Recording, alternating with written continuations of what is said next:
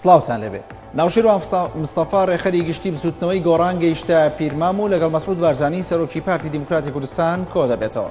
ماپەڕی سبەی سەر بە بزوتنەوەی گۆڕان بڵاوی کردەوە. ناوشێروان مستەفا کۆبنەوەیەکی دوو قۆڵی لەگەڵ بارزانی ئەنجام دەدا و چاوەڕوانیش دەکرێت لەو کۆبنەوەدا پێکەوە پێکەنانی حکومەت و چۆنەتی هاوبەشی ڕاستەقینە لە حکومەتی داهاتووی هەرێم و میکانیزمەکانی چاکسازی لە 4 ساڵی داهاتوو تاوتوێ بکەن.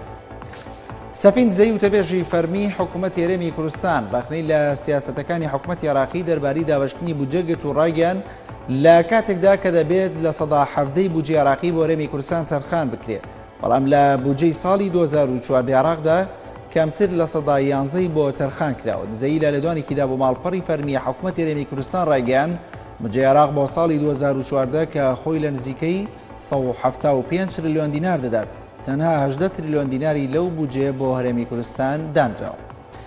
شەوی ڕابردووەرێک لە پارێزگاکانی سلێمانی هەولێر و کەرکووک و دیالە و بەغدا ڕوبەڕووی ڕوودانی بوومەلەرزەوی نوێبوونەوە و دەستەی ڕوانگەی بوومەلەرزەی عێراقیش پێشبینی ڕوودانی بوومەلەرزەی تر دەکەن.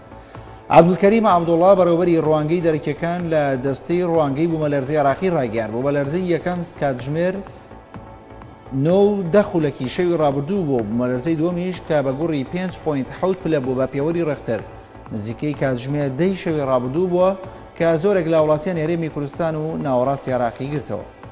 پارلەمانتارێکی سەر بە کوتلەی ڕافیدین لە پارلەمانی عێراق ڕخنەی توندی ئاراستەی نێوەندکاری تورکیا گرت بۆ دابەشکردنی سەرچاوەنەوتیەکان لە نێوان بەغدا و لێردا و ئەو کارەشی بە دەسوەردان لە کاروباری ناوخۆی عێراق وەسف کرد. ئیماد یوخانای ڕایگەیاند ئەو کاتی کە حکوومەتی ئەنکەرە تیایدا کاری نێوەندکاری خۆی خستۆتە ڕوو کاتێکی گونجاو نەبووە، چونکە لە کاتێکدا کە بەغدا و ئەنکەرە ئاساییبوونەوەی پەیوەندیەکانیان بە خۆیەوە دەبینن. باپی توێژینەوەیە کە لە بەریتانیا ئەنجام درراوە لە سەرەتای سەرهەڵدانی قەیرانی سووریا تا ئێستا زیاتر لە 11,000 منداڵ لە وڵاتەدا کوژراون. باپی توێژینەوەکە ژمارەیەک لەو منداڵانە بەبێ دادگایکردن لە سێدارە دراون و ژمارەیەکی تریشیان بە گولەی قەناس کوژراون. سەنتەری توێژینەوەی ئۆکسفۆرد داوای لەسەر جەملایەنە بەشەڕاتەکانی سووریا کرد دەست هەڵبگرن لە بامانجگرتنی منداڵان.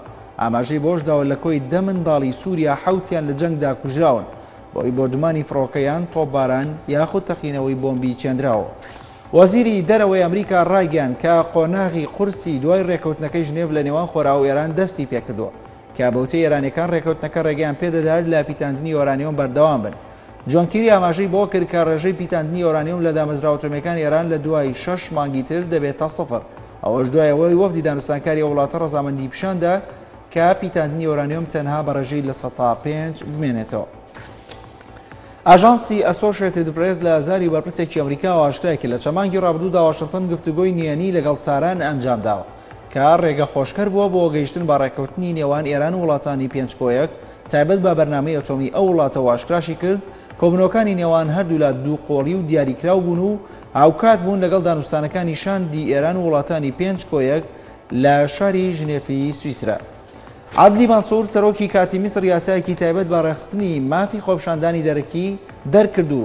ئەیا بەدەوی وتەبێژی سەرۆکاتی میسر بڕیاری یاساکەی ڕاگەیاند کە لە 25 مادە پێک دێ و تیایدا مافی خۆپشاندانی ئاشتیانە دەچەسپێنێت، بەڵام بە مەرجی ئاگادارکردنەوەی پێشوەختی وەزارەتی ناوخۆی ئەو وڵاتە. کورتێک لە هەواڵەکانتان پێشکەشکرا. هەر شاد بن.